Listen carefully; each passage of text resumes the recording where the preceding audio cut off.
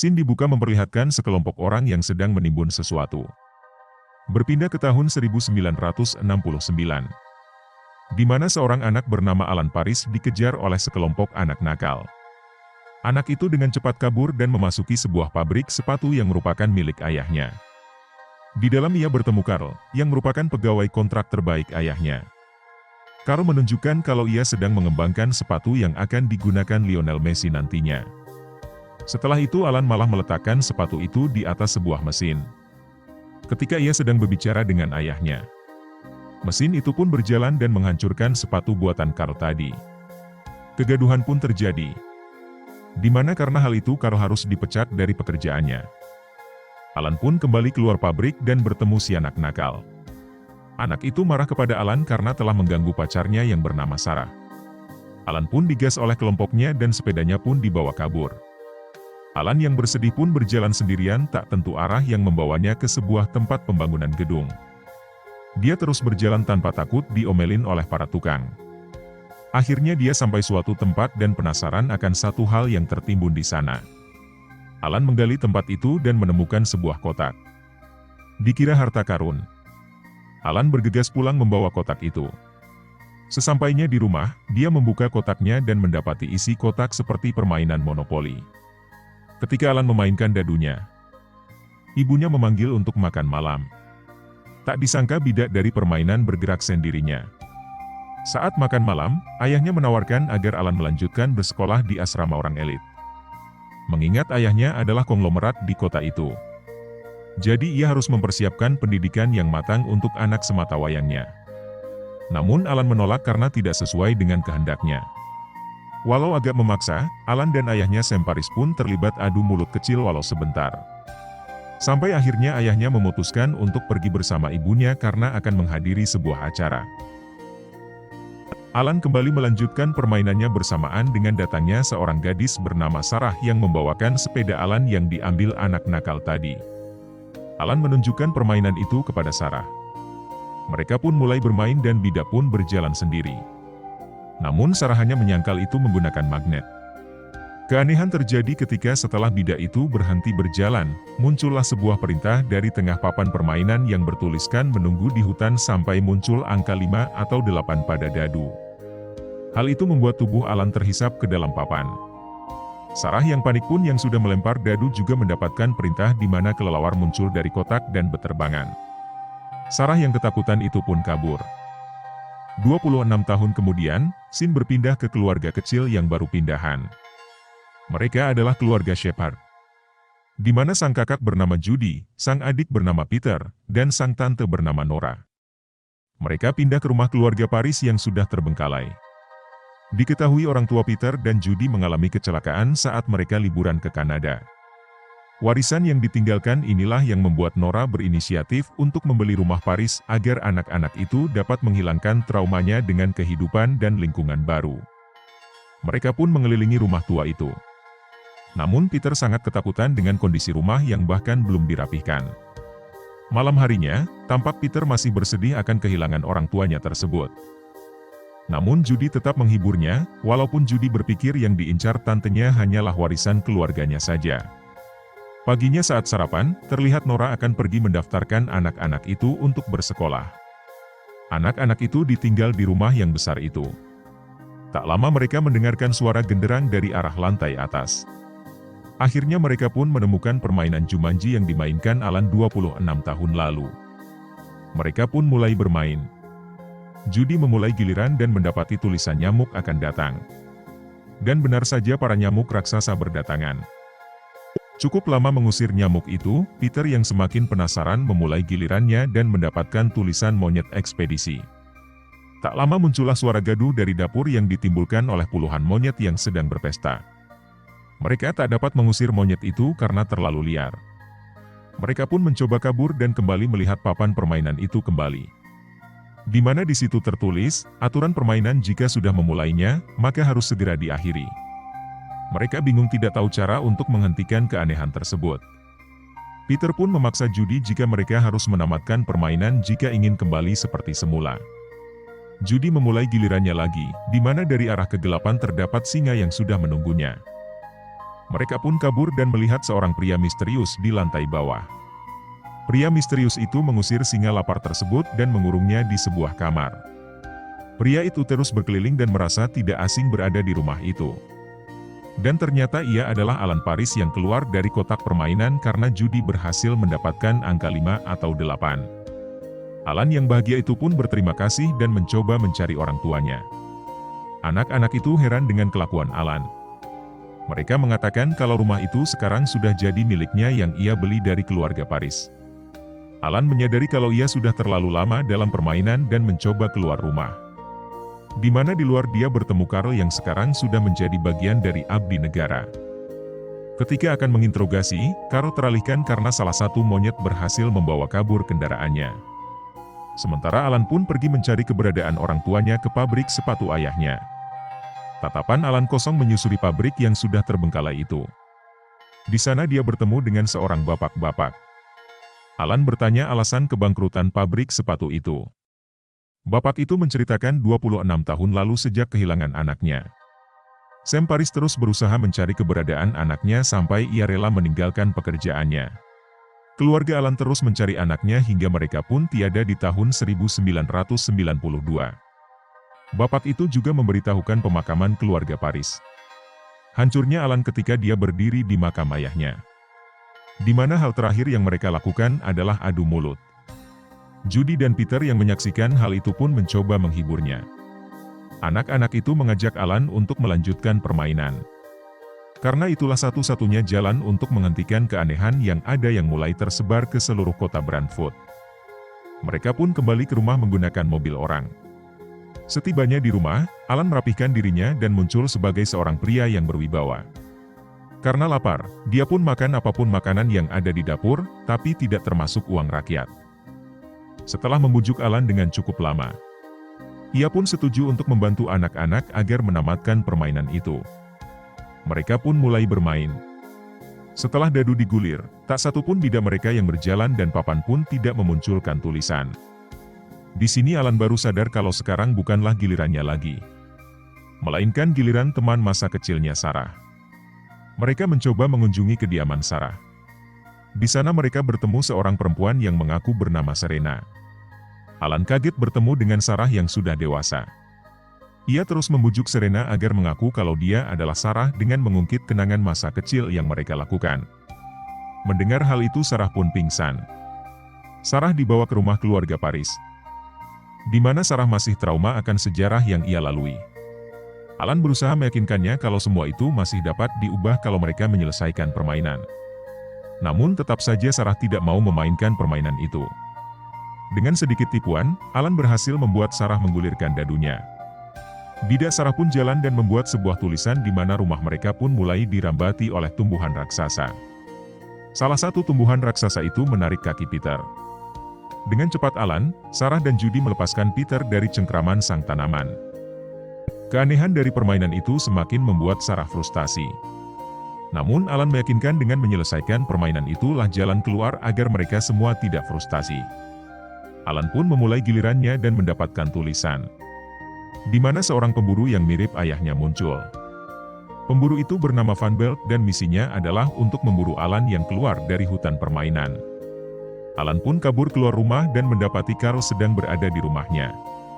Pemburu itu teralihkan dan menargetkan Carl. Sementara Alan berhasil mengecohnya dan kembali ke rumah. Mereka pun melanjutkan permainan dengan judi giliran selanjutnya. Setelah dadu digulir, mereka kembali mendengarkan suara genderang. Alan mendekati sumber suara yang berada di belakang rak buku. Dan benar saja, dari rak buku muncullah hewan liar yang berlari keluar rumah. Keadaan pun semakin kacau. Ditambah seekor burung pelikan membawa kotak permainan tersebut. Mereka pun mengikuti arah pelikan yang memungkinkan menuju daerah perairan. Berpindah ke Van Belt yang kehabisan peluru karena sehabis war dengan Carl. Dia membeli senjata canggih di toko senjata. Seperti di negara Wakanda, perizinan tidak dipermit ketika tumpukan emas berbicara. Sehingga Van Belt mendapatkan senjata yang ia inginkan. Berpindah kembali ke kelompok Alan. Mereka melihat pelikan yang tadi berada di pinggiran sungai. Peter berusaha mengalihkan pandangan pelikan sehingga kotak itu terlepas. Ia pun segera mengejar kotak itu yang hanyut mengikuti arus sungai dan mendapatkannya. Mereka pun kembali ke rumah untuk melanjutkan permainan. Tanpa ia sadari, Van Belt telah mengikuti mereka. Di perjalanan mereka bertemu Carl. Carl pun menangkap Alan yang terkena pasal berlapis karena telah membuat kekacauan, diduga penculikan Serena, dan penipuan mengatasnamakan dirinya Alan Paris. Peter kembali melanjutkan permainan di tempat itu. Ia mendapat angka 12 dan langkah bidaknya hanya tinggal beberapa langkah lagi menuju finish. Hal aneh terjadi ketika bidaknya kembali mundur dan tangannya ditumbuhi rambut. Ternyata Peter melakukan kecurangan saat melempar dadu agar mendapatkan angka yang tinggi. Tertulis di papan ia pun hanya mendapatkan permainan hukuman saja. Berpindah ke Alan yang sedang dibawa oleh Carl. Di mana Carl juga mendapatkan laporan kekacauan di tengah kota karena ulah hewan liar. Alan pun meyakinkannya tentang permainan Jumanji dan identitas dirinya sebagai Alan Paris. Sarah dan anak-anak sampai di kota yang mengalami kekacauan. Van Belt mengikutinya dan mengambil kotak itu dari Peter. Kekacauan pun mengalihkan Van Belt hingga Peter berhasil mendapatkan kotak itu kembali dan kabur. Van Belt pun murka dan mengincar Peter. Kekacauan di kota membuat Alan sulit untuk kabur, sehingga membuat Van Belt mendapatkan kotak itu kembali. Untungnya Sarah dan Judy dapat menyelamatkannya tepat waktu. Mereka pun berlari ke arah supermarket untuk mencari kotak itu. Namun di sana sudah ada Van Belt yang menunggu mereka. Dengan susah payah anak-anak itu mencoba menyelamatkan Sarah yang sudah membawa kotaknya. Berpindah kembali ke Carl dan Alan. Setelah meyakinkan Carl kalau ia akan membantunya untuk mengatasi masalah yang di kota dengan bukti kotak Jumanji. Namun Alan menipunya dengan memborgol tangannya ke mobil. Dari radio mobil, Alan mendengar berita kalau kota dalam keadaan kacau dan bunyi genderang permainan. Alan berpikir kalau Sarah dan anak-anak ada di kota itu. Akhirnya ia berubah pikiran dan membawa Carl untuk pergi bersama menuju kota. Di dalam supermarket, anak-anak dan Sarah masih dalam perlawanan dengan Van Belt. Kesusahan mereka tak berlangsung lama ketika Alan datang dengan membawa mobilnya Carl secara ugal-ugalan dan menabrak rak kaleng pewarna dan menimpa Van Belt. Kekacauan itu juga dilihat oleh Nora yang sedang di jalan dan memutuskan pulang untuk melihat keadaan anak-anak. Sementara kelompok Alan juga sedang berjalan menuju rumah untuk melanjutkan permainan kembali agar lebih aman. Singkat cerita, mereka pun melanjutkan permainan dengan sekarang adalah giliran Sarah. Sarah pun mendapatkan tulisan hujan deras. Tak lama hujan deras pun muncul di dalam rumah itu. Karena kehujanan, mereka pun berpindah ke tempat teduh untuk melanjutkan permainan. Namun hujan deras dalam sekejap membuat genangan air menjadi banjir. Mereka pun terseret arus, tanpa tahu kalau ada seekor buaya yang sedang mengintai. Hal itu disadari oleh Alan dan membawa mereka ke lampu gantung. Buaya itu terus mengejar dan menumbangkan Sarah. Sarah pun hampir jatuh dan Alan merelakan dirinya bergulat dengan buaya itu untuk menyelamatkan Sarah. Berpindah ke Carl yang kembali mencari Alan, di sana dia bertemu dengan Nora yang mengajaknya ke rumah untuk menangkap Alan dan peristiwa-peristiwa aneh sejak kemunculannya. Mereka pun sampai di rumah dan mendengarkan suara teriakan Sarah.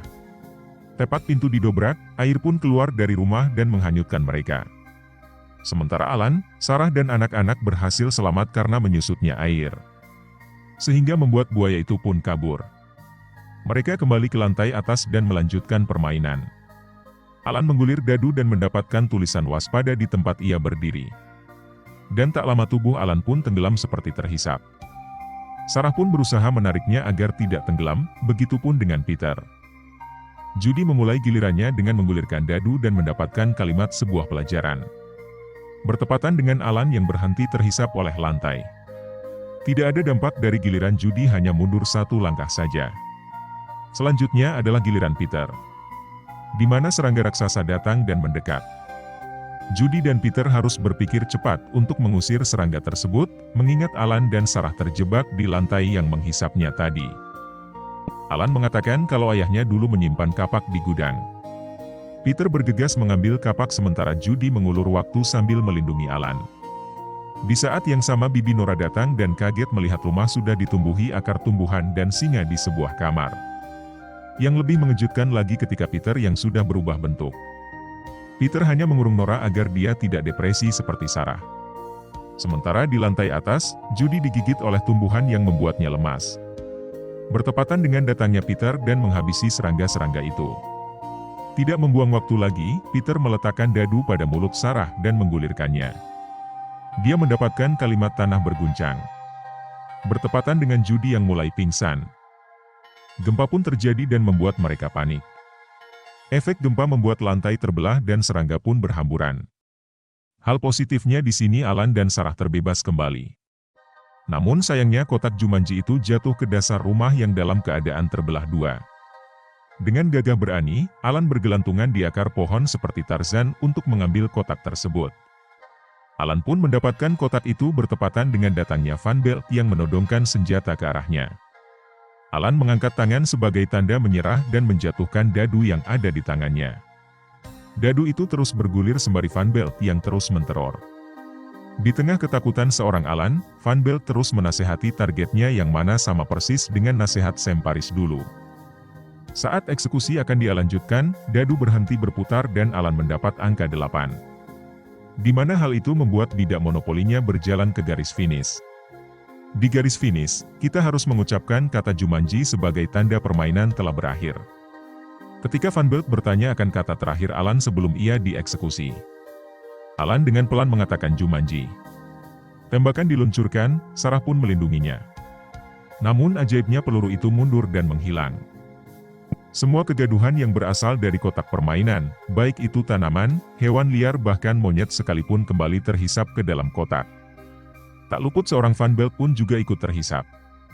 Alan dan Sarah yang ketakutan pun berpelukan sampai semua kembali normal. Begitu semuanya normal, Alan dan Sarah kembali ke waktu mereka memulai permainan Jumanji tersebut. Mereka pun terkaget dengan apa yang ia alami sekaligus merasa lega. Tak lama ayah Alan pun kembali karena teks pidatonya ketinggalan. Alan pun mengejar ayahnya dan memeluknya. Ia sangat senang ketika masih diberi kesempatan untuk bersama keluarganya lagi. Ia meminta maaf dan mengakui kesalahannya karena telah meletakkan sepatunya Carl ke tempat penghancuran. Ayahnya yang tersentuh pun memaafkan anaknya tersebut. Setelah ayahnya pergi, Sarah dan Alan juga menghadapi realita kalau mereka telah kembali ke tahun 1968. Di mana Judy dan Peter belumlah lahir ke dunia. Mereka pun memutuskan membuang kotak itu dan berjanji untuk tumbuh bersama hingga dewasa. Singkat cerita 26 tahun berlalu, kini Alan dan Sarah sudah menjadi suami istri. Bertepatan dengan pesta Natal, mereka mengundang banyak tamu atas perayaan kehamilannya Sarah. Sepasang suami istri yang baru pulang dari liburannya di Kanada pun memperkenalkan anak-anaknya kepada Alan yang tidak lain adalah Judy dan Peter. Mereka pun merayakan malam dengan bahagia. Esok paginya, kotak Jumanji terdampar di sebuah pantai. Orang yang kebetulan lewat pun mengambil kotak itu. Penjelasan akhir dari film ini adalah ketika Alan menjatuhkan dadu dan memenangkan permainan, hal ini membatalkan semua kejadian yang terjadi akibat permainan tersebut. Alan dan Sarah kembali ke tahun 1969 tepat pada waktunya untuk Alan berdamai dengan Sam, yang memberitahunya bahwa dia tidak perlu melanjutkan sekolah berasrama. Alan juga mengakui tanggung jawabnya atas kerusakan sepatu tersebut, dan Carl dipekerjakan kembali. Bisa dideskripsikan cerita ini adalah sebuah gagasan tentang menjadi dewasa. Contoh yang mendukung hal ini ketika ayah mengatakan kepada Alan kecil bahwa dia perlu menghadapi tantangannya seperti seorang pria. Di versi dunia dewasanya, pemburu Van Belt adalah sesosok ide yang sama ketika Alan kecil harus menghadapinya anak nakal sekitar pabriknya. Alan hanya bisa keluar dari permainan dengan menghadapi berbagai tantangan yang ditunjukkan oleh papan permainan tersebut. Nilai moral yang dapat diambil dari film jadul ini adalah menghadapi ketakutan Anda. Dalam Jumanji, karakter-karakternya dipaksa untuk menghadapi ketakutan dan ketidakamanan terdalam mereka saat bermain game. Ini dapat dilihat sebagai metafora untuk menghadapi tantangan dan mengatasi rintangan dalam kehidupan nyata. Kerja sama tim dan kolaborasi, karakter-karakter dalam film harus bekerja sama untuk bertahan hidup dari bahaya permainan. Ini menyoroti pentingnya kerja sama tim, kolaborasi, dan saling mendukung dalam situasi sulit. Konsekuensi dari tindakan, permainan ini tidak dapat diprediksi dan kacau, dan karakter-karakternya harus menghadapi konsekuensi dari setiap langkah yang mereka ambil.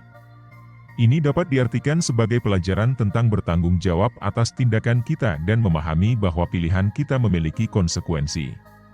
Karakter-karakter dalam film terjebak dalam permainan sampai mereka menyelesaikannya. Yang mengajarkan mereka pentingnya hidup di saat ini dan menghargai apa yang mereka miliki. Sekian video kali ini, sampai jumpa di video lainnya. Jangan lupa like dan subscribe.